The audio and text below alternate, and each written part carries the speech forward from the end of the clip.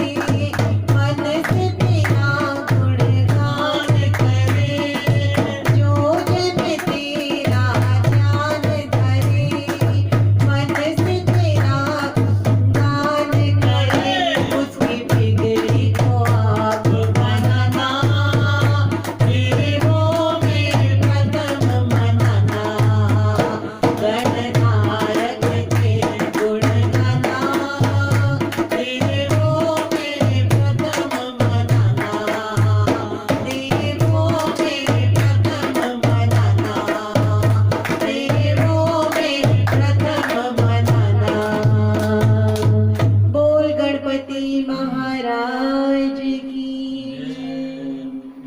बोल श्री बांके बिहारी लाल की जय। भागवत भगवान की आरती। पापियों को पाप से है आरती। भागवत भगवान की आरती। पापियों को पाप से है आरती। अमर ग्रंथ की मुक्ति पंथ की पंचम वेद निराला। नव ज्योति जगाने वाला। अमर ग्रंथ की मुक्ति पंथ की पंचम वेद निराला। नव ज्योति जगाने वाला। हरिधाम यही वरदान यही जग के मंगल की आरती। पापियों को पाप से है आरती। भागवत भगवान की है आरती। पापियों को पाप से है आरती। पापियों को पाप से है आरती। पापियों को पाप से है आरती। बोल श्री बांके बिहारी लाल की जय।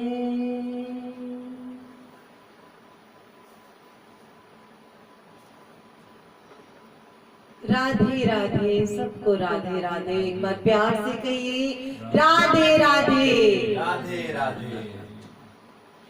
कल हम बड़ी सुंदर कथा का श्रवण कर रहे थे। एक बैल जिसके 3 पैर टूटे हुए थे। जिसके 3 पैर टूटे हुए थे और ऐसे बैल को एक आदमी डंडे से मार रहा था। जिसके 3 पैर नहीं थे एक बैल के, उस बैल को एक आदमी डंडे से मार रहा था। राजा परीक्षित जो धर्म के राजा थे, पांडवों के वंश के राजा थे, उन्होंने देखा, उन्हें बड़ा दुख हुआ। उन्होंने उस व्यक्ति को रोका और जब बैल से पूछा तो उन्होंने कहा कि कोई कहते हैं कि मुझे काल परेशान कर रहा है, मतलब कि दुख है मेरे को, मेरी किस्मत में लिखा है। कोई कहता है मेरे कर्म ऐसे हैं, और कोई कहता है मेरा व्यवहार ऐसा है जिसके लिए मैं मार खाता हूँ, इसीलिए मेरी टांगें टूट गई, फिर भी लोग मुझे ऐसा कहते हैं। राजा परीक्षित समझ गए कि ये काल का काम है। काल माने कली, कली माने काल। जो किसी जैसे कहते हैं ना, जो होना है वो होके रहेगा, और जब भगवान ने जो लिख दिया वो तो होगा ही, और जो नहीं लिखा तो वो कभी भी नहीं हो सकता, कोई कितनी भी कोशिश कर ले उसे। होता है ना ऐसा। तो राजा परीक्षित समझ गए कि ये काल का काम है। राजा परीक्षित क्योंकि धर्म निरपेक्ष राजा थे, हरि को मानने वाले राजा थे, सदैव नारायण उनके साथ रहते थे। उन्होंने जब नारायण का ध्यान करके काल को कहा, काल मेरे सामने प्रस्तुत हो, तू इस बैल को क्यों परेशान कर रहा है? तो काल कहता है कि ये जो आज का जो कलयुग आ गया है ना, इस कलयुग में सत्य, निष्ठा, प्रेम, प्यार, तप, दान कहीं भी नहीं रह गया। नहीं रह गया ना, नहीं रह गया। तो कहते हैं कि इसलिए मैंने इसको काल बनके, काल ही हूं मैं जो इसके ऊपर सवार हूं, ना इसमें सत्य था, ना तप था, ना दान था, ना यश था, ना कोई परोपकार था। वो एक बैल एक ऐसा रूप दिखाया गया है जिसको समझ के हम हर मानव को समझ सकते हैं कि ये एक मानव है जिसके ऊपर आज काल कैसे प्रहार कर रहा है, क्योंकि हम में किसी प्रकार की कोई भी ऐसी भावना नहीं रही जो हम एक दूसरे से प्रेम कर सके। सिर्फ एक दूसरे को धोखा देना, परेशान करना, ईर्ष्या करना, दुख देना, है ना ऐसा हमें। और किसी के ईर्ष्यालु, मतलबी हो जाना, ठीक है ना, मतलबी हो जाना। जब हमारा काम पड़े तो हम मम्मी जी, पापा जी, दीदी जी, भैया जी सब कुछ करें, लेकिन जब हमारा काम हो गया तब जय राम जी, जय राम जी, फिर कोई नहीं पूछता। ऐसे ही जब हमें कुछ चाहिए तो हम नारायण को याद करें, और नारायण ने अगर कृपा करके हमें वो सब दे दिया तो हम उस नारायण को भी भूल जाते हैं, है ना। हम ऐसे, काल कहता है आज का समय ऐसा है। पहले तो फिर भी सत्य था, लेकिन आज कुछ भी नहीं बचा। तो सत्य कहता है, राजा परीक्षित कहते हैं काल को, मैं तुझे 4 स्थान देता हूँ। कितने स्थान देता हूँ? 4 स्थान देता हूँ हे काल, हे बुराई, काल मतलब बुराई, हे बुराई, मैं तुझे 4 स्थान देता हूँ, तू जाके उसमें बस जा, तो हर किसी में मत बस। जब हम हर तरीके से अच्छे होंगे, अच्छा खाएंगे, अच्छा सत्कार, सेवा सत्कार करेंगे किसी का, तो क्या हमें कोई बुराई आएगी? नहीं आएगी ना। बुराई किस में आएगी? परीक्षित राजा ने कहा, जहाँ जुआ सट्टा हो, द्यूत, मदिरा, जहाँ एक दूसरे के प्रति गलत व्यवहार करने वाले इंसान हो, जो किसी की मर्यादा में ना रहते हो, और जहाँ अनीति से धन कमाया जाता हो, वहां पे जाके बुराई अर्थात काल बस जा। क्योंकि अगर हम कोई भी पैसा मेहनत से कमाते हैं तो वो हमेशा हमारे पूरे परिवार के लिए एक प्रसाद स्वरूप वो 1 रुपया भी बढ़ता रहता है, बढ़ता रहता है ना। और अगर हम कुछ अनीति से धन कमाएं, और इतना कमाएं हम अनीति से धन, और उसको लगा दे हम बड़े बड़े आयोजनों में, कभी हमने इधर ये फंक्शन किया, कभी उधर वो प्रोग्राम किया, कभी इधर ये कथा रखी, तो ऐसा धन ईश्वर को भी नहीं चाहिए, नहीं चाहिए ना ऐसा धन। तो हम ऐसा काम ही क्यों करें जो हमारे को परोपकार के रास्ते से हटाकर गलत रास्ते पे ले जाए, और हम ऐसा धन कमाएं जो हमारे बच्चों के लायक भी ना हो, हमारे परिवार के लायक भी ना हो। हम मन से मेहनत करके, चाहे हमें 2 पैसे औरों से कम मिले, लेकिन हम अच्छे तरीके से उसमें गुजारा कर सकते हैं, क्योंकि वहां जो भी हम ईश्वर को चाहिए, चाहे आप माता को, चाहे जो भी आपके इष्ट है, जब आप ईमानदारी से काम करेंगे तो आपको प्रभु वैसा ही आशीर्वाद देंगे। और जो अनीति से धन कमाएंगे वो अनीति का धन हमारा बीमारियों में जाएगा, डॉक्टर्स को पेमेंट में जाएगा, जाएगा ना। होता है ऐसा, कई बार हमारे साथ होता है। ना जाने कौन से हमारे ऐसे कर्म हमारे साथ होते हैं जो कभी कभी हमें दुख देते हैं, लेकिन फिर भी वो ईश्वर इतना दयालु है कि वो हमें संभाल लेता है। अब जो काल था, जो बुराई थी, वो इन चारों जगहों से घूम के आ गई। उस बुराई को भी वो जगह अच्छी नहीं लगी, उस बुराई को वो जगह अच्छी नहीं लगी और राजा को आके कहती है, महाराज आपकी आज्ञा अनुसार मैं उन चारों जगह पर गई, लेकिन वो जगह मुझे जची नहीं, आप मुझे कोई दूसरी जगह बताएं। आप लोग गोल्ड जानते हैं? Gold, what is the meaning of gold? सोना, ज्वेलरी, जो हर कोई पहनना बड़ा पसंद करता है। अगर कोई अच्छे तरीके से नीति से धन कमाता है, अर्थात ईमानदारी से, तो हम उसका बहुत कुछ खरीदते हैं, जमीनें भी खरीदते हैं, सोना भी खरीदते हैं। सबको शौक होता है हम रिंग पहने, चेन पहने, कानों में कुछ पहने, होता है ना, ठीक है। अगर वो हम ईमानदारी के पैसों से खरीद के पहनते हैं तो उसकी चमक ऐसी होती है कि जहां भी कोई कमी है वहां भी वो उसे संपूर्ण कर देती है, अगर हम ईमानदारी से उसे कमा के पहनते हैं। और अगर हम अनीति से पहनते हैं तो वहां पे काल मतलब बुराई प्रवेश कर जाती है। महाभारत के युद्ध में जरासंध याद है आपको? जरासंध, जो जरासंध एक अनीतिकारी राजा था। जरासंध अनीतिकारी राजा था, जिसे जब मारा गया तो उसका, जैसे जब किसी को मार देते हैं राजा को, जो जीतता है राजा उनका मुकुट लेके आता है कि हम उस राज मुकुट को जीत लिया। राज मुकुट को जीत लिया मतलब हमने उसका राज्य जीत लिया, क्योंकि राजा ही राज मुकुट पहनता है। राज मुकुट का मतलब पूरा राज्य। जरासंध का मुकुट जब जीत के लेके आए, जब जरासंध को मार के लेके आए, तो वो जरासंध का मुकुट रख दिया अपने महल में, पांडवों ने रख दिया। जरासंध का पुत्र सहदेव के पास आया, उसने सहदेव से कहा कि जैसे हाथ जोड़ के हम विनय करते हैं, दुश्मनी तो थी उन लोगों में, कौरव पांडवों में बड़ी दुश्मनी थी, जरासंध कौरवों के साथ थे, दुर्योधन के साथ थे। तो सहदेव ने उसे मना किया, लेकिन फिर भी जबरदस्ती जरासंध का पुत्र वो मुकुट ले गया, मुकुट ले गया अपने पिता का, ठीक है। अब भीम को बड़ा गुस्सा आया, भीम उससे लड़के वो मुकुट वापस ले आया। किसका? एक अनीतिकारी राजा जरासंध का मुकुट वापस ले आया और लाके उसे एक बक्से में बंद कर दिया। आज जब सुबह से काल की बात परीक्षित के साथ चल रही थी, परीक्षित आज घर आए, कहते हैं देखो जरा मेरे दादा मेरे लिए छोड़ के क्या क्या गए हुए हैं, देखो जरा मेरे दादा मेरे लिए छोड़ के क्या क्या गए हैं। सामान पड़ा होता ना, कई बार हम देखते हैं हमारी मम्मी ने हमारे लिए क्या रखा है क्या नहीं रखा। तो जैसे ही उसने बक्सा खोला उसमें बहुत सारे मुकुट थे, उसमें बहुत सारे राज्य जीते थे पांडवों ने, पांडव बहुत बड़े राजा थे। तो एक मुकुट उसे चमकता हुआ दिखा। जैसे ही राजा परीक्षित ने वो मुकुट उठाया, वो मुकुट ऊपर ऊपर रखा था क्योंकि उसी वक्त भीम लेके आए थे जरासंध। लास्ट में जब जरासंध के पुत्र से लड़ के भीम लेके आए तो बक्सा खोल के वो ऊपर ऊपर ही रख दिया और बक्सा बंद कर दिया।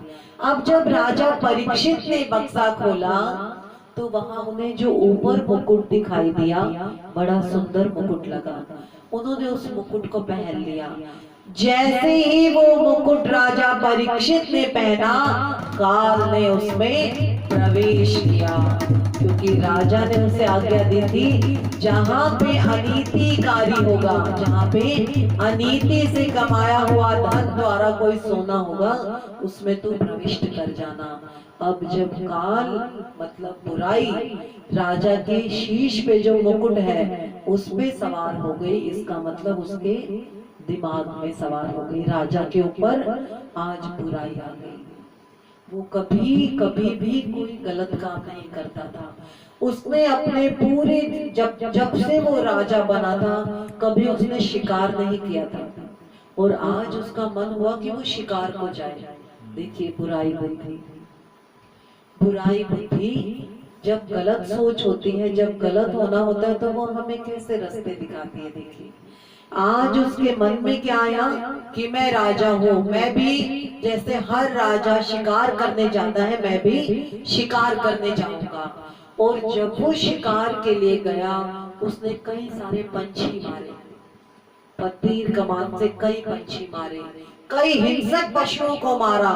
एक ऐसा राजा जिसने आज तक किसी को नहीं मारा था, आज वो बेजुबानों की जान ले रहा था। और चलते चलते शाम होने लगी तो वो थक गया। उसे लगा आज मेरी कोई सेवा नहीं कर रहा, कोई मुझे पानी वानी नहीं पूछ रहा। आगे उसने देखा एक कुटिया है सामने। अच्छा उसे प्यास लगी। नमस्ते मम्मी, आइए स्वागत है मम्मी आपका। ये मेरी मदर है, मम्मी जी हैं जी। बहुत बहुत नारायण धन्यवाद आपका। आज मेरी माता श्री भी यहाँ पर आई, हमें सौभाग्य मिला। बहुत बहुत धन्यवाद मम्मी। बच्चे नमस्ते कर रहे हैं मम्मी आपका। तो आज देखिए राजा परीक्षित जब उस कुटिया में प्रवेश करते हैं, कुटिया में जब प्रवेश किया तो सामने एक साधु ध्यान लगा के बैठे हैं। सामने एक साधु महाराज ध्यान लगा के आंखें बंद करके बैठे हैं। जब भी कोई ध्यान लगा के प्रार्थना कर रहा हो, चाहे आपके घर में ही कोई क्यों ना हो, तो कभी भी हमें उन्हें डिस्टर्ब नहीं करना, अर्थात उन्हें बीच में रोकना नहीं है। कभी भी प्रार्थना कर रहे हो।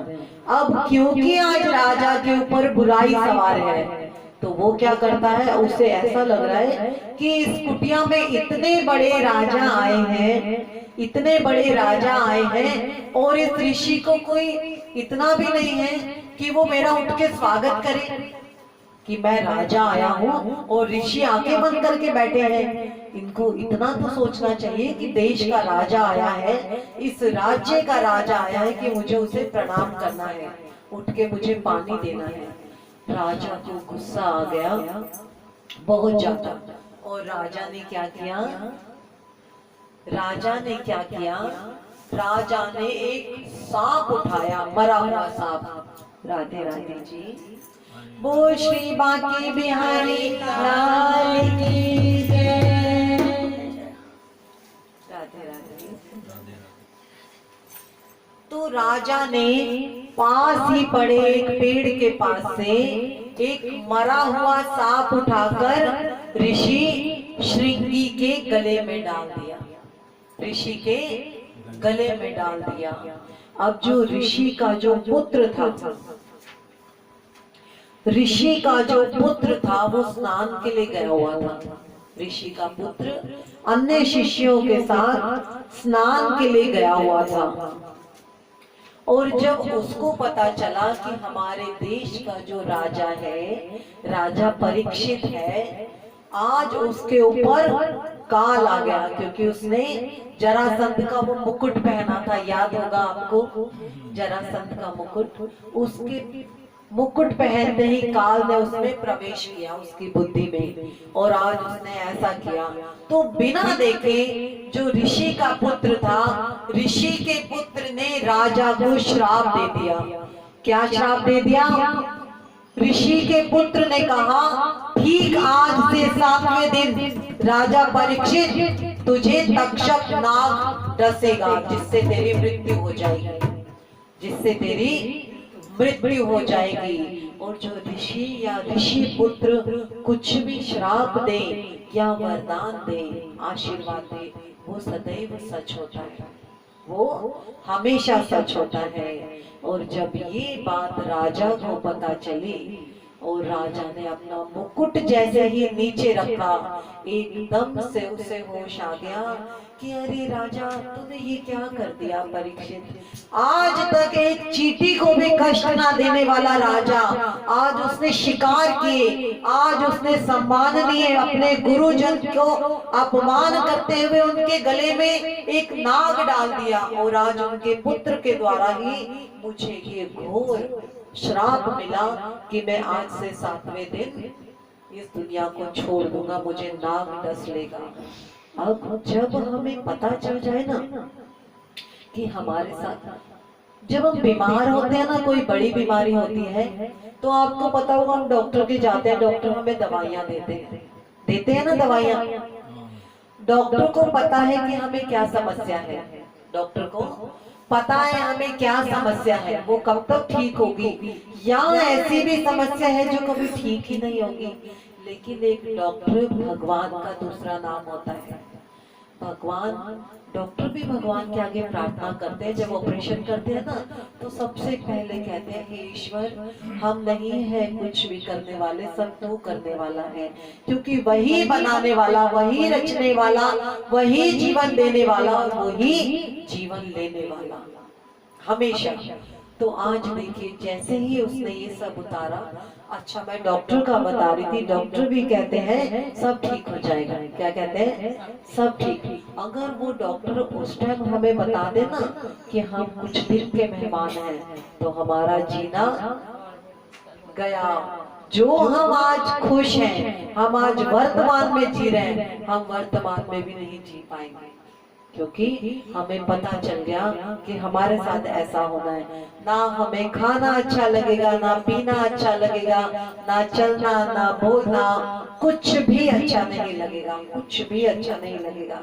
अब देखिए राजा परीक्षित ने मुकुट उतारा, उसे महसूस हुआ और वो जमीन पे बैठ गया, और जमीन पे बैठ के ऋषि के चरणों में गिर गया। हे ऋषिवर, मुझे क्षमा कीजिए, मुझे क्षमा कीजिए, मुझसे घोर अपराध हो गया प्रभु, मैं ना जाने मेरे सिर पर कैसा काल सवार हुआ जो मेरे से ऐसा अपराध हुआ, मैं आपसे क्षमा याचना करता हूँ। ऋषि ने अपने पुत्र से कहा, पुत्र तुझे पता है कि महाराज कितने बड़े इंसान हैं, क्या तुझे ऐसा श्राप देना उचित था? कम से कम देख के तो श्राप देना चाहिए था। ऋषि क्योंकि ब्रह्म ज्ञानी थे, ऋषि ब्रह्म ज्ञानी थे, ऋषि को पता था कि उस वक्त राजा परीक्षित के शीश पर काल सवार हुआ था। उस काल के सवार होने से ही राजा परीक्षित के द्वारा ऐसी घटना घटित हुई थी। अब जब 7 दिन का जो श्राप मिला था, जीवन सिर्फ उसका 7 दिन का था। अब राजा कहता है मुझे ये वैभव नहीं चाहिए। घर आया, अपने पूरे परिवार को सबको बताया। जब हमसे कभी गलती हो ना, अगर हम वो गलती, सपोज हमसे कोई गलती घर पर हुई, बच्चे होने के नाते हमसे कोई गलती हुई, स्कूल में कोई गलती हुई, हम अपने टीचर को बताएं, घर पे कोई गलती हुई हम अपने माता पिता को बताएं, पत्नी की कोई गलती हुई हम अपने पति को बताएं, पति की कोई गलती हो वो पत्नी को बताएं। जब हम एक परिवार में बताते हैं तो उस प्रॉब्लम का, उस समस्या का हल सब लोग इकट्ठे निकाल सकते हैं। लेकिन अगर हम उस गलती को छुपा के रखेंगे तो उस गलती का कभी हल नहीं निकलेगा, वो सदैव वो गलती बनी रहेगी, क्योंकि समस्या का हल ही हल है। जो हमने हल निकालना है वही तो उसका हल होगा। आज हम टेक लगा के बैठ जाओ आराम से, बिल्कुल कैसे भी बैठ जाइए। बोल श्री बांके बिहारी लाल की जय। अब राजा इतने परेशान है, पूरे परिवार से कहा कि मेरे से ये गलती हो गई है, मुझे राजपाट कुछ नहीं चाहिए, मैं सब छोड़कर जाना चाहता हूँ। सिर्फ मेरे पास 7 दिन बचे हैं।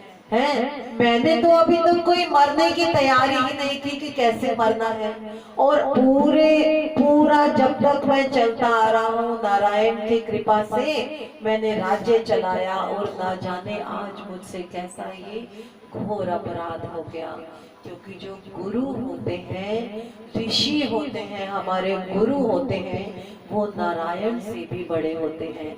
गुरु ही हमें बताते हैं कि हम नारायण क्या है, नारायण कौन है, गुरु ही हमें बताते हैं। एक छोटी सी मैं आपको कथा बताती हूँ, बहुत सुंदर। एक छोटा सा बालक होता है, उसके मम्मी पापा उसे बहुत डांटते थे, गुस्सा करते थे, वो पढ़ाई पे ध्यान नहीं देता था। तो वो कहता था, माताजी पिताजी अगर आप मुझे डांटते रहेंगे ना, मैं आपको छोड़ के चला जाऊंगा। क्या कहता था? मैं छोड़ के, बच्चे ना समझ होते हैं, उन्हें नहीं पता कि माता पिता जो डांटते हैं वो हमें भले के लिए डांटते हैं। अब जी एक दिन ना जाने ऐसा क्या हुआ, उस छोटे से बालक ने घर छोड़ दिया, घर छोड़ दिया और चलता चलता चलता चलता बहुत दूर निकल गया, एक ऋषि के आश्रम में पहुंचा।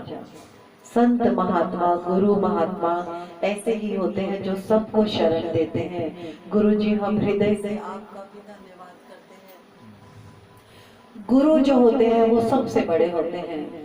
गुरु के पास आया बच्चा और चरणों पर लिपट के कहता है, महाराज मेरे माता पिता मुझे बहुत डांटते थे, मैंने छोड़ दिया घर, अब ना आप ऐसा करो, मुझे अपने यहाँ पे रख लो। कहाँ पे रख लो?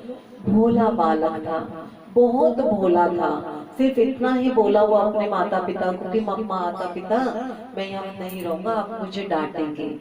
उसकी किसी भी बात में कोई ऐसी बात नहीं थी कि कोई गलत या कोई गलत व्यवहार का या कोई गलत संस्कार का बच्चा हो। ऋषि के चरणों में जब आया, ऋषि ने कहा, तू इतना छोटा बालक है, क्या माता पिता को छोड़ के आना उचित था? तो कहता है, ऋषिवर मेरे और भाई बहन भी हैं घर पर, वो देखेंगे माता पिता को, आप मुझे अपने चरणों में लगा दीजिए। तो ऋषि को उसकी ये बात बड़ी अच्छी लगी। ऋषि ने उसके सिर पर हाथ फेर के कहा, पुत्र तेरे लायक क्या काम कहूं? कहता है, ऋषिवर आप जो भी कहेंगे। तो ऋषि कहते हैं, तो एक काम करा कर, ये जो सारी गैया है ना, ये जो सारी गैया है, तू रोज इन्हें चराने लेके जाया कर। गायों को चराने, साथ में जो खेत है वहां पे चराने लेके जाया कर, और जब शाम को आएगा भोजन भी साथ लेके भी गया और खा लिया। अब जी रोज का ऐसा नियम चलने लगा, मजे आ गए उसके, गैया को चराता, यही तो वो चाहता था कि बाहर मैं घूमूं, पढ़ाई लिखाई से कोई मतलब नहीं। अब यहाँ पे देखिए ऋषि की कैसे कृपा हुई। राधे राधे जी, बोल श्री बांके बिहारी लाल की जय। अब देखिए ऋषि की कैसे कृपा हुई, वो रोज गायों को चराने लेके जाता। एक शरारती व्यक्ति ने एक बार उससे कहा, कहाँ घूमता रहता है तू रोज? वो कहता है, मैं यही पास में खेत में गैया चराता हूँ। क्यों, और कोई काम नहीं है? तो कहता है, मेरे ऋषिवर ने कहा था, गोविंद जो है ना, गोपाल जो है, वो गैया चराते हैं, वो उनके जो बड़े भैया हैं बलदाऊ भी उनके साथ गैया चराने जाते हैं। तो मेरा भी मन हुआ कि मैं गैया चराने की सेवा करूं, मैं गैया चराने की सेवा करूं। तो उस शरारती जो लड़का था वो कहता है, अरे तेरे को पता है जब गोविंद गैया चराते हैं तो तू गलत दिशा में गैया क्यों चराता है? गोविंद तो जो नदी के पार है ना, वहां पे रोज अपनी गैया लेके आते हैं। जो तू कह रहा ना, तेरे गोपाल और बलदाऊ भैया तो नदी के पार गैया चराते हैं, और तू कहता है तुझे यही नारायण मिल जाएंगे कभी ये गैया चराते हुए, यहाँ नहीं मिलेंगे, घूमता रहे। तो उसने शरारत की उस बच्चे के साथ। वो बच्चा बड़ा भोला, बहुत भोला बच्चा। वो कहता है, अच्छा मेरे को तो ऐसा गुरुजी ने बताया नहीं कि नदी पार गैया चराते हैं, चल आज तो अंधेरा होने वाला है, ठीक है मेरे भाई, तूने जैसा मुझे बताया ना, कल मैं नदी पार गैया लेने जाऊंगा, गैया चराने कल मैं नदी पार कर लेके जाऊंगा। अब जी प्रातः हुई, गुरु को प्रणाम करके गैया को अपनी राधे राधे तो अपनी स्टिक जिससे गैया से हिट हिट हिट चल चल चल छड़ी सी लेके जो चलते हैं, आज वो बच्चा क्या है उन छोटी छोटी गैया को लेकर कहाँ जा रहा है? राधे राधे राधे राधे। उन छोटी छोटी आ जाइए गैया को लेकर नदी के पार जाना चाहता है। कहाँ जाना चाहता है? नदी के पार। छोटी छोटी गैया छोटे छोटे बाल, छोटी छोटी गैया छोटे छोटे बाल, छोटो तो प्यारो तो छोटो तो मेरो मदन गोपाल, हरी प्यारो तो मेरो मदन गोपाल। छोटी छोटी गैया छोटे छोटे बाल, छोटी छोटी गैया छोटे छोटे बाल, छोटो सो मेरो मदन गोपाल, हरी प्यारो सो मेरो मदन गोपाल। कहाँ जावे गैया कहाँ जावे ग्वाल, कहाँ जावे गैया कहाँ जावे ग्वाल, कहाँ जावे मेरो मदन गोपाल, हरी कहाँ जावे मेरो मदन गोपाल। आगे आगे गैया पीछे पीछे ग्वाल, आगे आगे गैया पीछे पीछे ग्वाल, पीछे में मेरो मदन गोपाल, आगे पीछे में मेरो मदन गोपाल।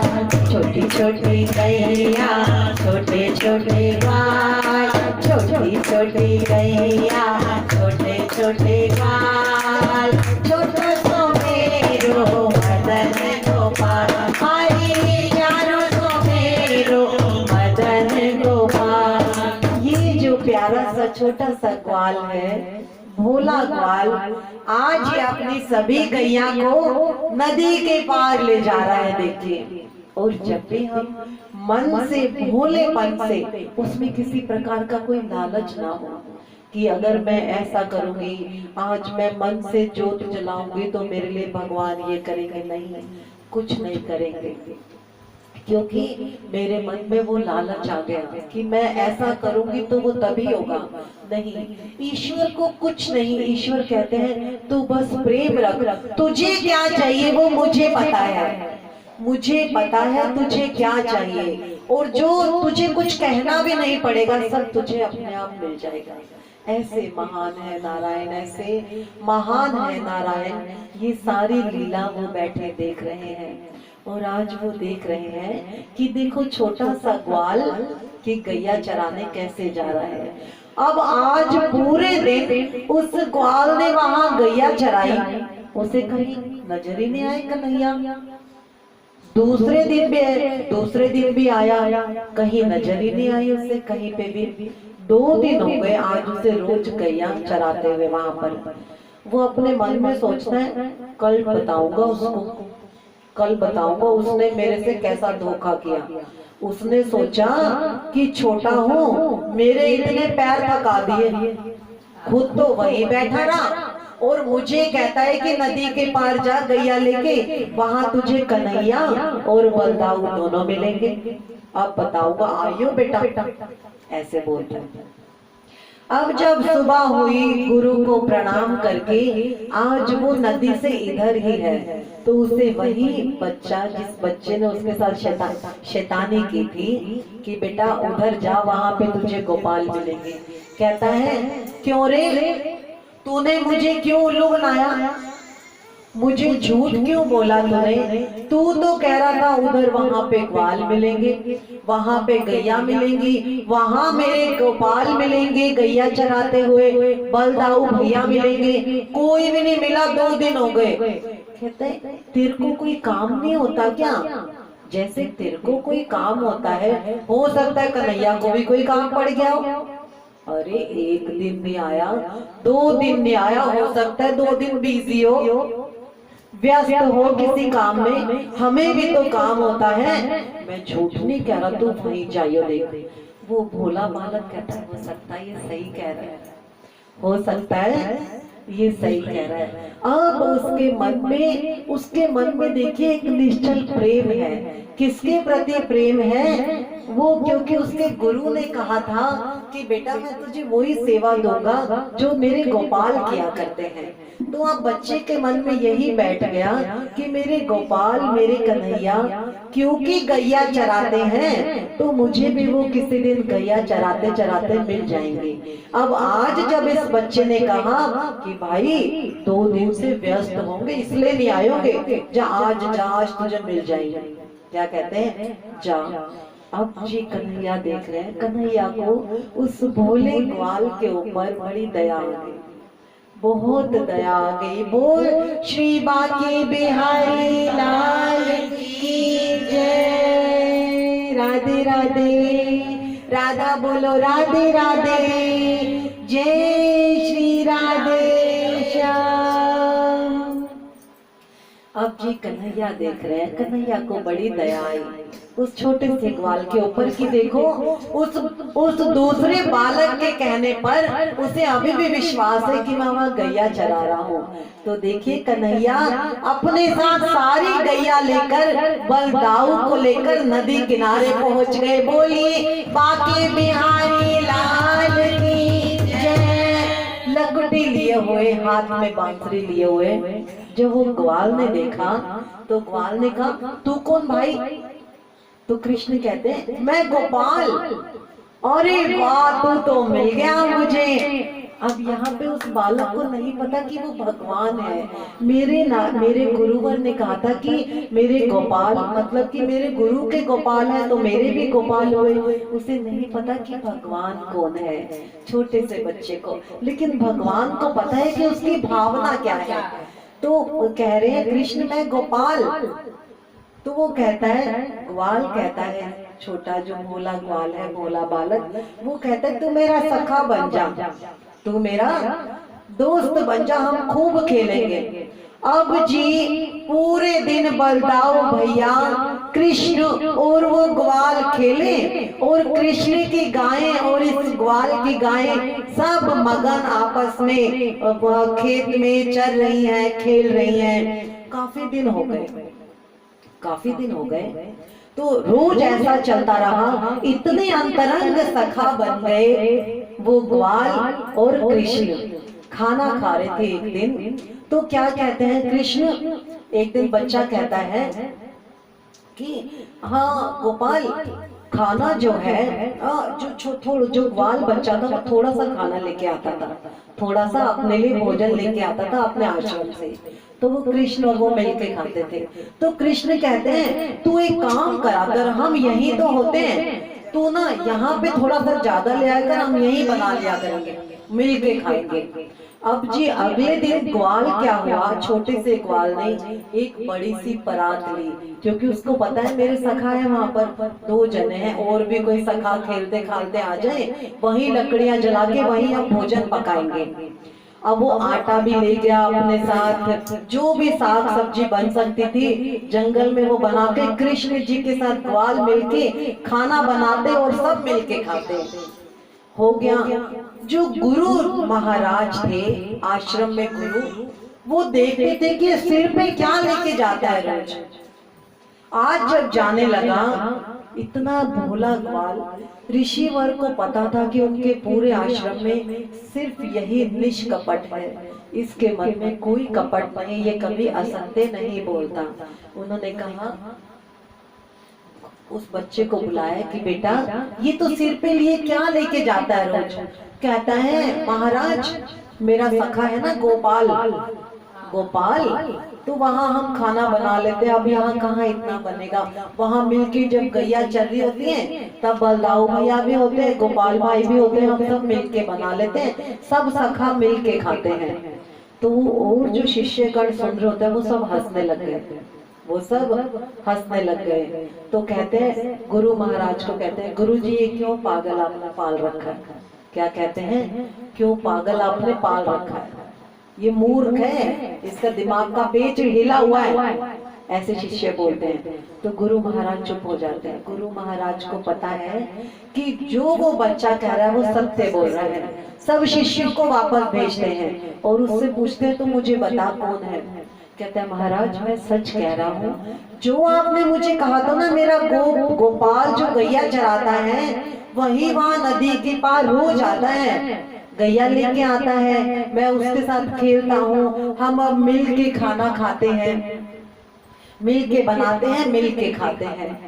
गुरु महाराज को आंखों में अश्रु आ गए कि तू धन्य है कि तूने उस गोपाल के दर्शन कर लिए और यहाँ मेरी जिंदगी बीत गई, मेरा अंत समय निकट है, आज तक मुझे गोपाल ने दर्शन नहीं दिए। तो वो कहते हैं पुत्र तू मेरा एक काम करेगा। कहता है महाराज बताइए। तो आज अपने गोपाल से कहना कि जो मेरे गुरुजी है ना वो कहते हैं कि आप हमारे आश्रम में आके भोजन ग्रहण कीजिए, हमारे आश्रम में आके भोजन ग्रहण कीजिए। देखिए गुरु की महिमा कितनी बड़ी होती है। तो वो कहता है बिल्कुल बोल दूंगा जैसा आपने कहा। अब आज फिर परात आज गुरुजी ने उसके सिर पे रखी। गुरुजी को मन से विश्वास है कि वो सचमुच कृष्ण के साथ और गोपाल के साथ, देखिए भगवान की कैसी लीला होती है, बोलते बोलते भी रोम पुलकित हो जाते हैं। ईश्वर बोल श्री बांके बिहारी लाल की जय, तेरी माया अपरंपार प्रभु तेरी माया अपरंपार। आज वो परात उस ग्वाल के सिर पे गुरुजी ने रखी और गया खाना खाया और कृष्ण को कहता है भाई सखा आज मैं तुझसे कुछ कहना चाहता हूँ। वो कहता है बोल। कृष्ण कहते हैं क्योंकि अंतरंग सखा है, कृष्ण के राज्य में कोई काम हो नहीं उस टाइम कोई चिंता नहीं, उसका वो प्रेमी साथ में है जिससे वो सिर्फ प्यार करता है। उसके मन में कोई नहीं कि मेरे पास नारायण है जगत पिता है, उसे तो इस चीज का कुछ है ही नहीं, वो तो सिर्फ एक अपने दोस्त के साथ खेल रहा है। सखा के साथ कहते हैं सखा मेरे दोस्त आज मुझे तुझसे एक काम है, बोल बोल। कृष्ण जी को बड़ी खुशी हुई कि कुछ तो कहेगा। कहता है जो मेरे गुरुजी है ना आज उन्होंने कहा है कि आज अब तू ना कल जब आए ना तो हमारे आश्रम में मेरे गुरुजी के हाथों का भोजन खा। तो कृष्ण कहते हैं ना, क्या कहते हैं ना, बिल्कुल नहीं आऊंगा, मैं तो तेरे लिए आता हूँ, बस मैं तो तेरे लिए आता हूँ, मैं नहीं जाता भाई तेरे गुरु के यहाँ। ग्वाल बाल ने उसी टाइम कैसे क्या किया, जैसे ही कृष्ण का नाम भाई मैं नहीं जाता तेरे गुरु के यहाँ, ऐसे बोले कृष्ण। ग्वाल ने क्या किया, अपनी वो डंडी उठाई जिससे वो गैया हाँकता था, चल चल चल, कृष्ण जी की गायों से अपनी गाय अलग करने लगा। क्या करने लगा, अलग करने लगा, चल चल चल, सारी गाय अलग हो गई। अब कृष्ण जी सोच रहे मैंने इसको क्या कह दिया। ओ भाई सुन तो सही, ओ भाई। वो कहता है चल हट हट हट, कृष्ण जी को कहता है हट और अपनी गैया को कहता है चल चल चल चल, इधर करके मतलब अपनी गैया को इकट्ठा कर रहा है कि चल चल। कृष्ण जी भाग के आए, देखिए कृष्ण जी भाग के आए, उसके कंधे पे हाथ रखा, अरे तू बता तो सही मुझसे नाराज क्यों हो गया। कृष्ण जी आज देखिए वो छोटे से ग्वाल से कह रहे हैं तू मुझे बता मुझसे रूठ क्यों गया। कहा कृष्ण रूठे तो हम सोचते हमारा कन्हैया रूठा है, और आज वो कन्हैया उस छोटे से ग्वाल से पूछ रहा है भाई मुझे बता तो सही मेरे से क्या गलती हो गई, हाथ जोड़ रहे हैं। अच्छा बता मेरे पास बैठ। ग्वाल कहता ना तू बड़ा स्वार्थी, हट मेरे को तेरे से बात ही नहीं करनी। क्या कहते हैं, मेरे को तेरे से कन्हैया कोई बात नहीं करनी, जा तू ले जा अपनी गैया, मैं अपनी गैया अलग चराऊंगा। कृष्ण जी ने उसको खींच के नीचे बिठा दिया, खींच के नीचे बिठा दिया। अच्छा अब बता तू क्या कह रहा है। कहता है कन्हैया तेरे को तो मैं जानता भी नहीं था, वो मेरे गुरु है ना जो, उन गुरु ने मुझे बताया था कि तू कोई गोपाल है, और आज तू मेरे गुरु की बात नहीं मानेगा तो मैं क्यों पूछूं तुझे। जब तू मेरे गुरु को ही नहीं मानेगा तो मैं क्यों पूछूं, मेरे लिए पहले मेरे गुरु हैं फिर तू है बाद में। कन्हैया कहता है वाह कन्हैया उसके सिर पे हाथ फेरता है, उस ग्वाल को कहता है कि अपने गुरु से कहना कि मैं सिर्फ तेरी वजह से उसके वहां पे भोजन करने आऊंगा। बोल श्री बांके बिहारी लाल की जय। और वो और कन्हैया और बलदाऊ भैया आज समस्त गैया को लेके आज उनके आश्रम में गए, जहाँ गुरु ने कृष्ण के चरणों में साष्टांग प्रणाम करके और उन्हीं की ज्योति में ज्योतिर्मग्न हो गए। बोल श्री बांके बिहारी लाल की जय। देखिए परीक्षित राजा से कैसा अपराध एक गुरुजन के प्रति हो गया था, तो उनके मन में कितनी ग्लानि है। सब राजपाट उन्होंने छोड़ दिया। वो कहते हैं मुझे कोई राजपाट नहीं चाहिए। जो अभी हमने छोटी सी कथा की वो समझ में तो आई होगी कि कहाँ गुरु का सम्मान है, कहाँ वो कृष्ण को भी नहीं जानता कि कहाँ। और यहाँ परीक्षित भी गुरु को वही मान दे रहे हैं कि गुरु मेरे से गुरु के प्रति यह अपमान हुआ है कि मैंने उनके गले में एक नाग डाल दिया, सांप डाल दिया, तो मुझे उसी का श्राप मिला कि आज से 7वें दिन मुझे तक्षक नाग डस लेगा। ठीक है, अब ना नींद है, ना चैन है, ना आराम है। था तो परीक्षित के ध्यान में नारायण को रहते थे, लेकिन अब जो शुद्ध, अब जो लगन लगी थी, अब उसके पास जीवन नहीं बचा था, क्योंकि सिर्फ 7 दिन थे। अब वो कहता है मैं कैसे इस पाप से मुक्त होके कैसे उस हरि के चरणों को पाऊं, कैसे अपना जीवन तो बीत गया, अब अपना मरण कैसे सुधारूं, अपना मरण कैसे सुधारूं। और अपने राज्य पाठ सब अपने पुत्रों को, पत्नी को, सबको देके निकल गया अपने साथ कुछ, क्योंकि जब हम जाएंगे ना इस संसार से हमारे साथ कुछ नहीं जाएगा। हम कितने बड़े महल बना लें, कितने बैंक बैलेंस बना लें, कितना, सिर्फ हमारे साथ ये हरि नाम, हमारा प्रेम जाएगा। जो हम सबके साथ प्रेम रखेंगे ना वही सिर्फ हमेशा याद किया जाएगा, सिर्फ प्रेम और वो हरि नाम। अदरवाइज कोई किसी को याद नहीं रखता। जैसे कल हमने बड़ा सुंदर सुना था, मेघनाथ की पत्नी जो लेने के लिए आई थी मुकुट, तब श्री राम ने उन्हें कितना अच्छा समझाया था कि ये जो वक्त है ना बहुत बड़ा मरम है। अब यहाँ परीक्षित के पास तो सिर्फ 7 दिन है, 7 दिन में कैसे परीक्षित अपना मरण सुधारना चाहते हैं। लोग कहते हैं मुझे जीवन सुधारना है, परीक्षित कहते हैं कि मैंने मरने की तो कोई तैयारी ही नहीं की, मैंने मरने की तो कोई तैयारी ही नहीं की। हम जो जिंदगी भर करते हैं ना, जिसके बारे में ज्यादा सोचते हैं, ध्यान रखना अंत समय में वही हमारे मुख पर रहता है। अगर हम एक कुटिलता भरा हमारा व्यवहार होगा, हर तरफ लड़ाई, चिड़चिड़ापन, तो अंत समय में भी हमारे दिमाग में वो लड़ाई, चिड़चिड़ापन ही होगा। और जो अगला जन्म हमें मिलेगा वो उसी रूप में मिलेगा, लड़ाई चिड़चिड़ापन वाला। और अगर हमारे मन में धन होगा हर वक्त कि हमारी चेष्टा, मैं ऐसे भी धन कमाऊं, मैं उससे भी धन ले आऊं, मैं उससे भी धन ले आऊं, मुझे इस तरीके से धन मिल जाए, तो अंत समय में हमारे ध्यान में सिर्फ वो धन आएगा। लेकिन अगर हमारे मन में उस नारायण का ध्यान होगा कि हे हरि हमने क्या करना है, हमारा तो चलाने वाला तू, प्रभु इस मुख में अगर प्यास है तो पानी देने वाला भी तू, पेट में तूने भूख बनाई है रोटी देने वाला भी तू, तो हम क्यों चिंता करें। एक चिड़िया कभी सोचती है क्या वो ऑफिस जाती है? नहीं जाती ना, कभी कुछ नहीं कमाती, कभी कोई इंश्योरेंस नहीं कराती। और हमें आज हेल्थ इंश्योरेंस भी चाहिए, हर तरीके का बीमा भी चाहिए, हमें कुछ हो जाए तो हमारे बाद बच्चों को कौन देखेगा। लेकिन भगवान कहते हैं तुझे अपना ही नहीं पता तो औरों का क्या सोचता है। हमें अपना ही नहीं पता और हम सोचते हैं आज हम बच्चों के लिए ये कर दे, कल ये काम आएगा। वो एक माता पिता के कर्तव्य का एक रूप है जो हर किसी में होता है। ऐसा ही ईश्वर कहता है, जो बोएगा वही काटेगा।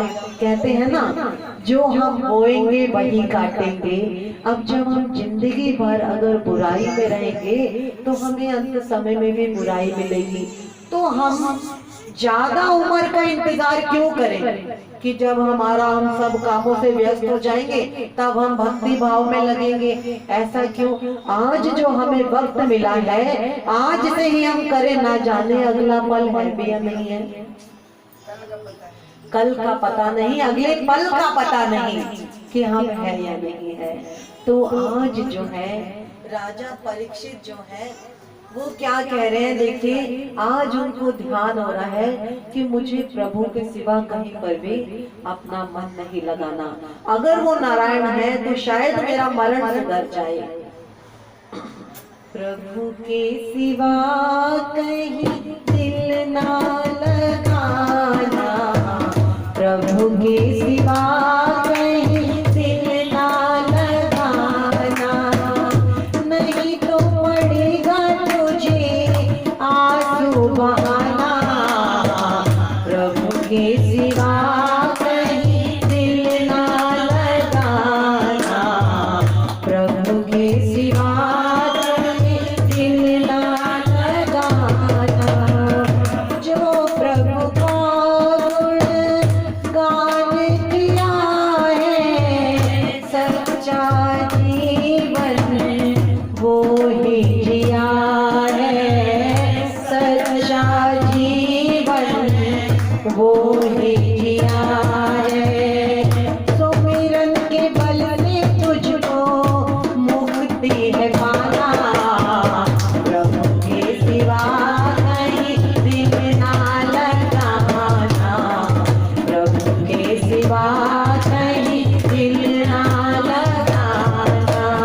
आज क्या सोच रहे हैं कि अगर मैंने अभी भी प्रभु में दिल नहीं लगाया, अभी भी अपने राजपाट को ना छोड़ा, अपने रिश्तेदारों को ना छोड़ा, तो मेरी मुक्ति असंभव है, मुझे मुक्ति नहीं मिल पाएगी।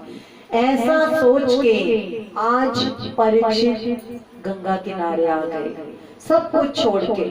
जब हम सब कुछ छोड़ के ईश्वर के ध्यान में आ जाते हैं ना, तो हमें हमारे लिए, जैसे आप सब संत आए हैं ना, जैसे संत हम आपको मिले, आप हमें मिले, तो ये सब संतों का फिर समागम होने लग जाता है। क्योंकि जहाँ पे नारायण चाहते हैं वहाँ पे सब नारायण भक्त इकट्ठा होना शुरू हो जाते हैं। बिल्कुल, आप सबको भी प्रणाम है, आप सबको प्रणाम है, आप सबको। बोल श्री बांके बिहारी लाल की जय। देखिए नारायण कृपा ऐसी हुई कि आज मेरी मम्मी जो है वो गाजियाबाद से आई है। देखिए आज सुबह वो 7:30 बजे यहाँ पहुँच गई थी। तो कि बड़ा मम्मी का भी मन था कि मैं भी आऊं। देखिए ये कैसी नारायण कृपा है। बहुत बहुत धन्यवाद मम्मी, आप अपना आशीर्वाद बना के रखिए आप सब। बिल्कुल। तो आज जो है वो नदी जो किनारे आए हैं, यहाँ पे सब संत आ गए, क्योंकि आज वो किसी राजा के पास नहीं आए संत। पहले जब वो संत थे तो राजा उनके पास अपना संदेश भेजा करता था, क्योंकि हर किसी संत का जो घर बार था वो राजा के थ्रू चलता था। राजा कुछ ना कुछ भिजवाते थे, क्योंकि कोई नौकरियां तो होती नहीं थी उनकी, सिर्फ पूजा पाठ होते थे। तो राजा, लेकिन आज यहाँ पे जो राजा है वो सब कुछ छोड़ के नदी किनारे आए हैं, तो यहाँ सब संत राजा के पास आए हैं। तो संतों सब संत बैठे हैं और उनके चरणों में आज राजा गिर गया और सबको अपनी गलती बताई। सबको गलती बताने से जो गलती करने का पाप है वो आधा रह गया। पश्चाताप तो हर गलती का करना ही पड़ेगा। अगर हम सोच समझ के गलती करें तो उसको भुगतना है। अगर ना समझी से कोई गलती हो जाए तो नारायण कई बार क्षमा कर भी देते हैं। लेकिन यहाँ जो अपराध हुआ था वो अपराध ऐसा अपराध था जिसके लिए परीक्षित को श्राप मिल गया था। उस श्राप में भी उस हरि की लीला थी। वो श्राप के द्वारा, परीक्षित के द्वारा ये भागवत रची जानी थी। बोल श्री बांके बिहारी लाल की जय। ये भागवत रचे जाने से, ये भागवत रचे जाने से जो भागवत हम सब आज जो इन सब सच्चाइयों से लीलाओं से दूर है, ये सुन के, ये पढ़ के, श्रवण करके, ताकि हम भी उनके रास्तों पर चलते चलते नारायण की शरण में हम भी पहुंच सके। आगे की कथा हम यहाँ से कल करेंगे।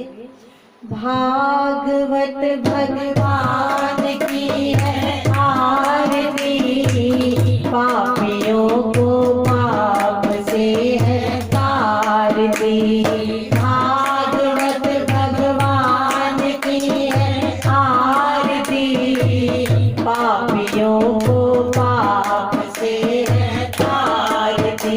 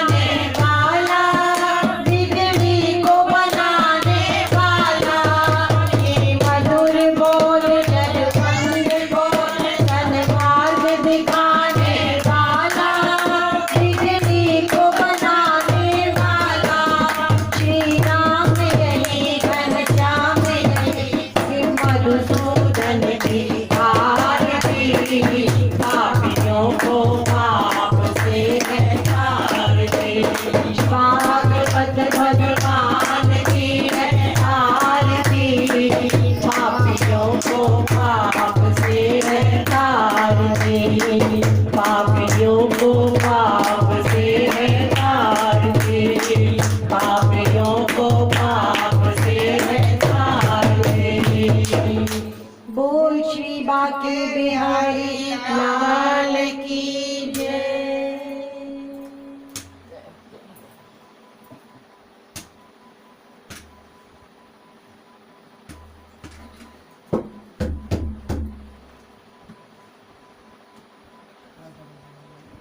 सारी भाभियों को, आंटियों को मेरी तरफ से नमस्ते। आपको भी बहुत हाँ जी, सबको प्रणाम।